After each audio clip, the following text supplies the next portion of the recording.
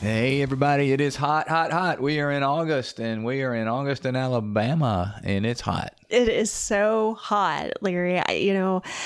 We're kind of melting. Yeah. I don't know. Maybe the sweeter you are, the more you melt or sweat. I don't know. Something Probably. like that. But it is so hot. It is hot. I'm Larry Little though. And I'm Melissa Jackson. And we are so glad you're with us. And I'll take it. I'm okay. I like the heat. I especially appreciate it on those cold winter days that we have in Alabama where it gets down to 50, Well, it's been a beautiful summer, It has been a beautiful summer. We've had so much rain. So normally at this point, the grass is yellow Right. or brown, right? And it's green. No, it's green. So it's been good. Yeah, it's been great. We're glad you're with us. And, Yes. we were talking about something today, Melissa, that I'm going to say 100% of people at least have some type of experience with, don't you think? This piece, you have kind of this continuum, right? You've got people that are out there on the forefront of this and they have a lot going on in this area and they're using it as a resource and a tool. And you've got some that are, a little skeptical and they're figuring it out. And then you've got maybe some that I'm not going to delve into that area. So you've got a continuum of people. Yeah, I think you're right. We were sitting around the other day at our house and we had some friends over and we're hanging out, we're talking, and after dinner, and somebody asked a question, just random, I wonder when that song came out. I wonder what year that song, I wonder when it was, when it first came out, because we were listening to not the radio anymore, but streaming. And immediately everyone in the room grabbed their cell phone and started typing in to the question, and they were going to their AI source and they were typing in the question, when did this song come out? It was a race. It was a race. And yes, then it's a challenge. Then we 1972, 1980, because I guess I don't know, maybe it makes you feel smart. I don't know. This AI thing is what we're talking about today.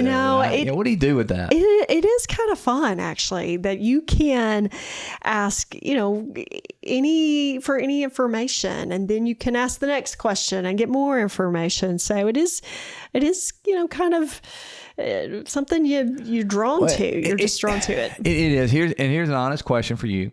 Have you ever asked somebody a question and then they answer it and then you fact check them on AI? Oh my goodness. We do this all the time. It's like a little game. It's like a fun game with my camel. Yes. Yes, absolutely. And I'm in the game because I can use AI. Now you're in the game. I like that. Yeah, you can get ready. So that's what I want us to talk about today. Let's delve into this a little bit and see if we can talk about AI. Let's do. It's here. It is upon us, and it's wonderful. And it's incredible. It changes life. It also changes lives, and not so good, I think, at times. So it changes lives for the better, all that technology. But as it's come on the scene, we see in terms of relationships, it's really becoming an issue, I think. Well, it is a tool, and we get to determine how we use that tool. Sometimes we might use tools too much, and we become reliant on a tool in place of, engaging or having conversation. And so we want to kind of explore that today and see, what does that look like? It's very, very tempting. I have it. I use it. I know you do. I've named mine. It's kind of, just makes it easy. I pick up my phone and I just say, hey, I call the name and I pick the voice I want it to answer in. I pick the accent, I'm like, I want a British Southern American accent, British from the South. Because I think when you speak in a British accent, you just sound smarter. I don't know. But you know what? It's there and I pick it up and I can actually have a conversation. Do you have conversations with your AI? Do you have AI? I do. Yes. I have not gone to the length of naming or, picking. So I'm just in a good generic place where I can get information. Well, I think it's important to talk about, because if we're not careful, AI will replace our relationships, and it's not that. It's not a substitute for it. I think you're going to see some incredible damage done. It should support us. It should be a tool, like you said. It's a tool, But I think in data is going to show us that unfortunately we're entering into a phase where we're misusing. I don't think it's we use it for convenience, but it's turning into more than that. Yeah, let's look at some stats and let's kind of process through that. So here's one from Pew Research Center that says 1 in 10 American adults use AI chatbots for emotional support. 1 in 10. And for those under 30, so let's think about that for kind of the younger group. So for those under 30, that number rises to 1 in 5. So 1 in 10. For those 30 and under, it's 1 in 5. That's incredibly scary. And because of the 2 words, emotional support. It's not just that they're using it, but you realize 1 in 5 of our young adults are using that for emotional support. That destroys everything about relationships in terms that we try to teach, that we try to help. It really steals from them what they need. We are created for relationships. We're created for connection. And that fake connection, they think it's real. I think it's going to be devastating. I do. And we're going to get into this. What does it provide? What is it that, that those that are using that for support, what are they looking for? And what's missing? And what's missing in what they offer? That's the perfect question. What is it? What's in it? If you're scratching your head, what is it? But going, back to our data, in their minds, they're alone. In their minds, I'm lonely. I want companionship. But I don't want to risk. I don't want to invest. I don't want to work. All those things that it takes. So therefore, and really, we all know the damage done. Loneliness causes us to do, really difficult, really crazy things at times, and it's damaging to our health. One piece of data says that, when you're alone, you don't have social interactions. It's like smoking 15 cigarettes a day. And it's just, it hurts us physically, hurts us mentally, emotionally. And there's I don't want to be involved in relationships, and I don't know how. I don't know how to do it. Here's from American Psychological Association that 93% of psychologists have said that using AI for companionship could negatively affect people's social skills. Yeah, thanks. So 93%. Here's another piece as we finish up some of our stats. Get this, okay? I'm gonna read this and really want us to take this in. So in Q1 of 2026, okay, Americans spent over 705 million, that's an M, million total hours engaging with AI companion apps. Okay, 705 million total hours. That's twice as long as we spent on dating and social discovery apps. That was at 280 million hours. Look at that. Look what's happening. That's mind-boggling. AI is replacing now the dating apps and trying to find that social. So I think there's some reasons for that. I think it's really, and I don't want us, as we talk about this today in this pod, I don't want us to go into all or none thinking. So we're not anti-AI. We are not. It is wonderful. I have it. I use it. I'm saying it doesn't, let's don't go to all or none. I'm saying let's find some boundaries. Let's find some ways to use it to help us and not allow it to take over who we are in our relationships. And so we're talking about, here's a concept that we want to process through, that AI plus RI is really the focus. That's exactly right, Melissa. What do we mean by AI and RI? So it's AI. We all know what AI, artificial intelligence. But in order to have success in our life and our relationships, we have to add RI, and RI is relationship intelligence. And when you have both, then you have a successful relationship. In other words, we use AI to help us as a tool, but we have to understand and also do the work of RI. We have to understand what it means to have a relationship. And what does that mean? Relational intelligence. It means how to give and take in a relationship. And it means how to invest in it and do the work and do what it means is realizing that humans are imperfect and you can't have this perfect person always ready who never has a bad day sitting on the computer who tells you exactly what you want to hear. And so, thinking about these chatbots, things that I've been reading, it's been so interesting to talk about how the chatbot, which the AI, is, of course, tracking your conversation, adding to the conversation, learning about you, and it's doing it to kind of please you.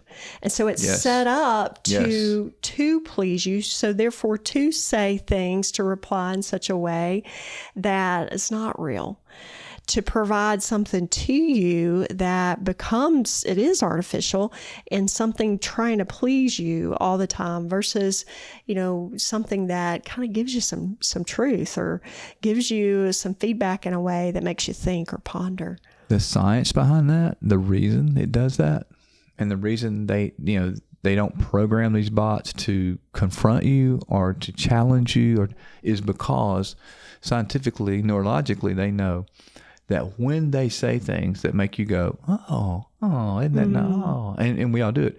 Endorphins are released. We know that. And so if those endorphins are released, it's the same kind of endorphin, kind of not a high, but a satisfaction that we get when we're addicted to something and we want to go back for more. Why are we addicted? Well, the science behind it is it makes us feel good, so we want more of that. We want those endorphins kick. It's a good, pleasant feeling. We need that. We cling to that. We want that. So we go, even if it's false. So they're feeding our addiction cycle, lack of a better way to put it. And that's why it's so dangerous. We have to realize that AI is programmed to get us addicted to why is that? So that we'll go back and use it again. Why is that? So that they can sell more of them, so they can sell the advertising behind it, so they can sell more subscriptions. They know the more we use it, the more money the people that produce the AI, we won't call their names, them all, but their motivation is simply money. It goes back to that. So we have to know that and guard ourselves against this temptation to become addicted. We need to use AI as a tool, not as a crutch. And I know we all use it as a crutch. I mean, we have to be careful about that. When we start using it at a slippery slope, then it's going to begin to replace our relationships, which is to use it as a tool keeps us in the driver's seat.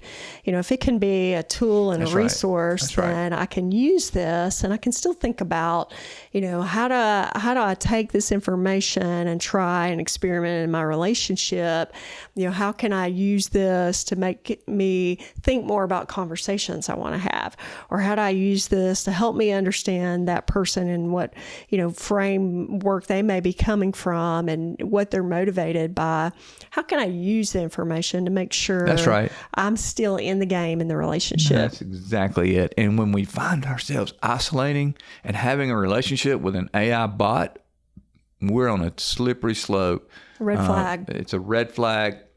Let me tell you, it's easy to do, especially these young people and even older adults who are looking for companionship. It's easy to do because you get no pushback. It studies your patterns. It studies what you like, who you are. It develops a profile of you. So then it begins speaking the language that resonates with you. And even though you're cognitively thinking, all right, I know this is a computer, you're emotionally thinking, but it feels so good. It feels so nice to have this, and I think it sets up all kind of problems. Yeah, and when we're in a vulnerable place, we can be vulnerable being a teenager because we don't fit in, or we don't feel like we fit in. We can be vulnerable in life. We've lost a a partner, we've lost a spouse, there are so many things that in life can put us in a vulnerable place, and we need companionship, and we need empathy at those times. And so, there is this place, this zone that we have to be mindful, and we have to be aware, so we can use it as a tool and not a replacement or not a crutch. Right. That kind of holds us up. You're just spot on it. And one thing to remember, I think it would be helpful, is that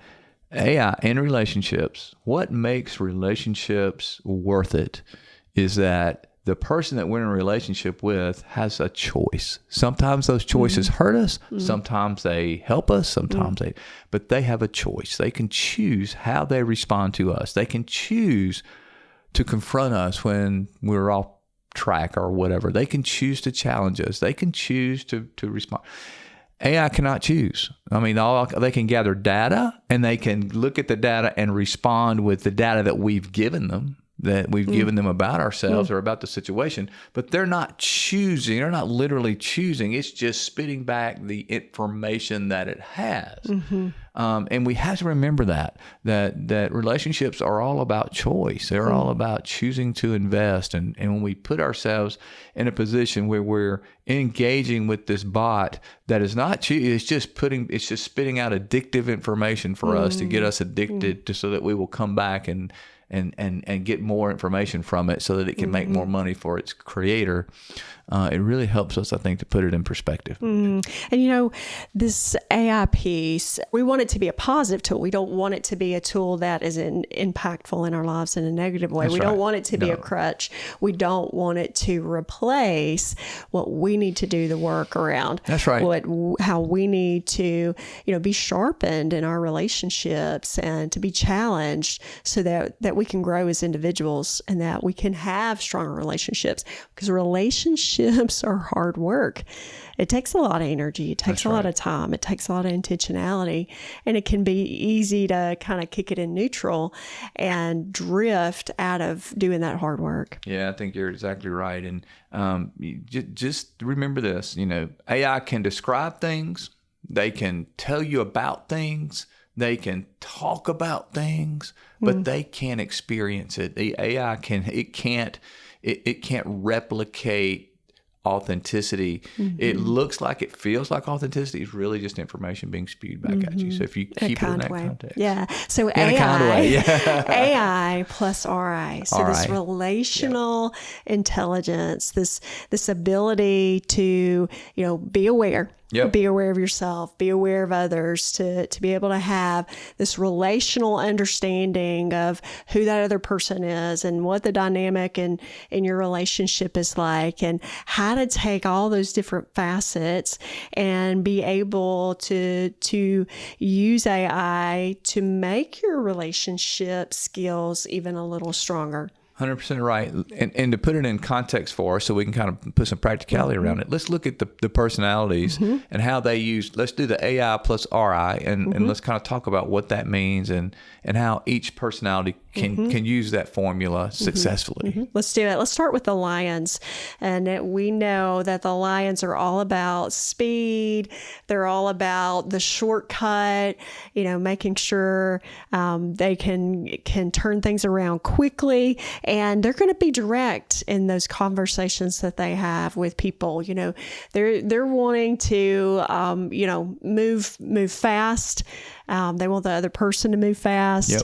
They want to be able to have conversation quickly. And we all know that that's not reality. That's not reality. But here's the thing. They love AI. That addictive part of AI for them is it's fast, it's direct. And guess what? I can say exactly what I want as a lion, and I don't have to worry about hurting anybody's feelings. And I get it. I get the what I've asked or the information immediately. Move on. As soon as I hit enter, I hit the button, hit the arrow.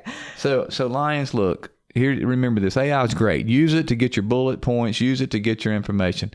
But you can't substitute that for your relationships. You still have to do the work to turn on that filter between your brain and your mouth when you're in. So the RI piece for those lions is this: look, use AI to get the information. Practice RI, though, to say, from a relationship, I know I still have to turn that filter on in my head. I know that it takes longer. Somebody may need some time to process. Convince yourself that while the AI is good for the information, the true, authentic relationship, the RI piece, is going to mean slow down, think about your words, bring that, and you can bring the information, that you received into a relationship with a real person, but don't be drawn into accomplishing the task from an AI perspective only. Bring the people in with you. Bring those, slow down and bring the people in. Yeah, because people they're not problems. That's right. Waiting for you to fix. We can see them that way. And when we do, our RI has gone down. It's decreased. So let's talk about the parrot. The parrot loves entertainment. The parrot is the person that, they love that high energy. They love to have their thoughts validated because, they're getting that positive feedback from someone. They have that energy that goes on and on and on.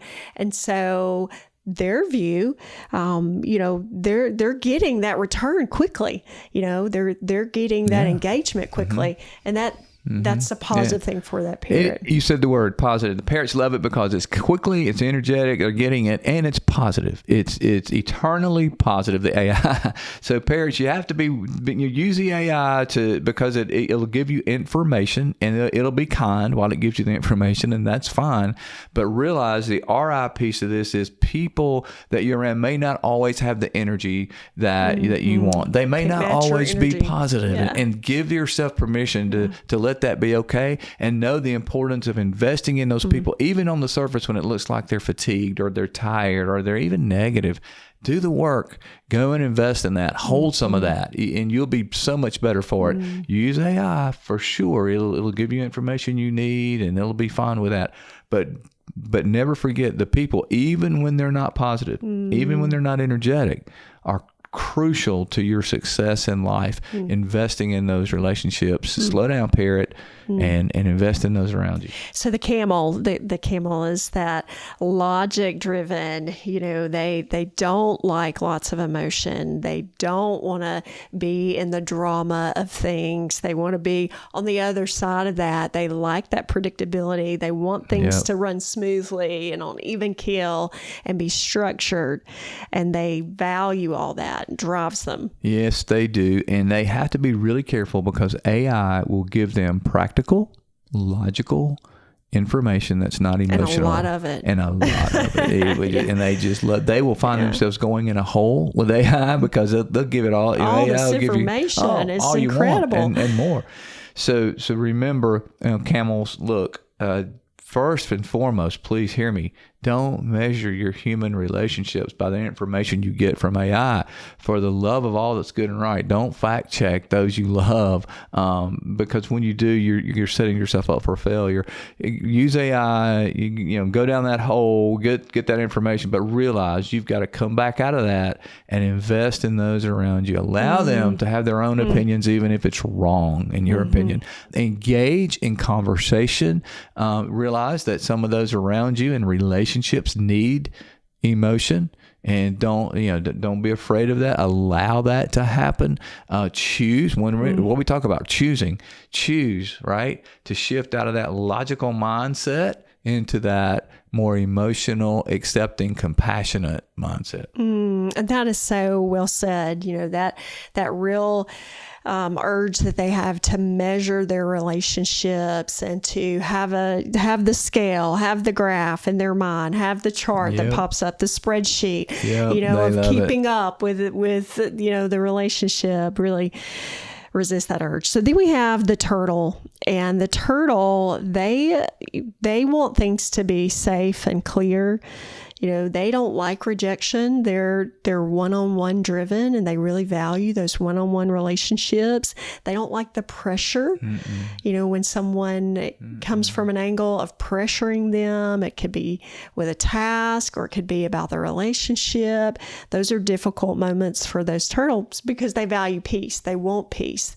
They need peace. It's part of their DNA and how they're made. Yeah, they do. And they need time. They need time to process when people, talk. So to them, AI is really helpful because they can take their time. They can respond as slowly as they want. They can have time to really think through and then, engage with AI. So they've got to be really careful here not to isolate, not to polarize, not to go into their shell and just get lost in the plethora of AI. So turtles, look, it's fine to go back into your shell, use AI to get your information. All of those is fine, but you've got to remember, engage, come back out, realize that people are in real time and sometimes they need answers in real time from you, and that's okay. Learn to take that risk, learn to engage in those relationships that are important to you because you have those relationships that are critical.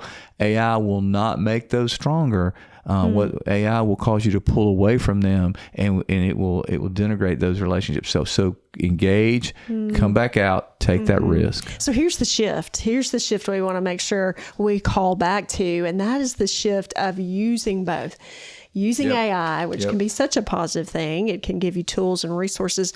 But using AI and RI, that relationship intelligence, putting those two together. That's it. And really allowing that to grow your relationships. It's a shift from thinking AI is a real relationship. It's a shift from using only AI to adding RI to your equation. Make sure it's got to be both, right? AI plus RI, both. It's not all or none, but don't forget to invest in those relationships with people who have a heart and have a mind and who have a true emotion, true flesh and blood.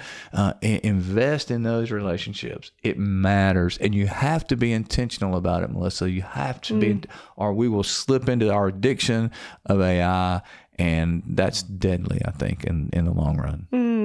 So as we finish up today, really, we just want to be able to challenge ourselves, challenge others that you take that equation and you do something with it. You remember, you use it. You when you are picking up that phone and you're asking the question or you're seeking information, that you're reminded too that how you treat others, how you engage with them, and how you connect with them.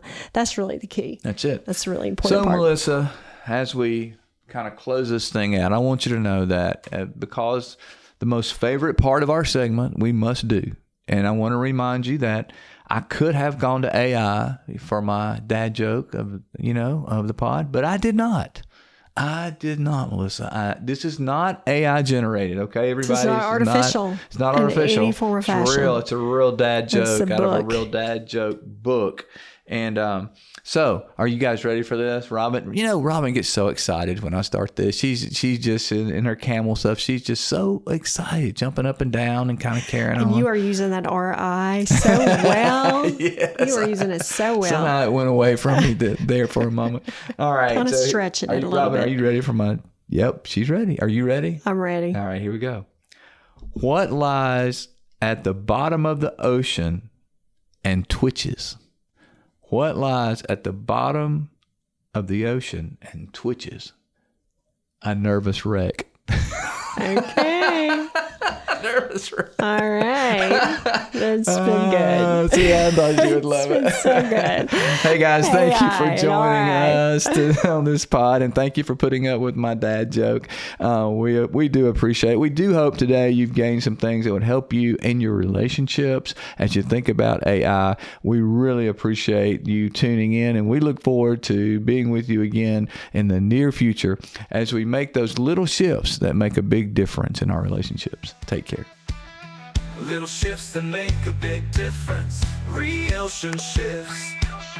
Little shifts that make a big difference.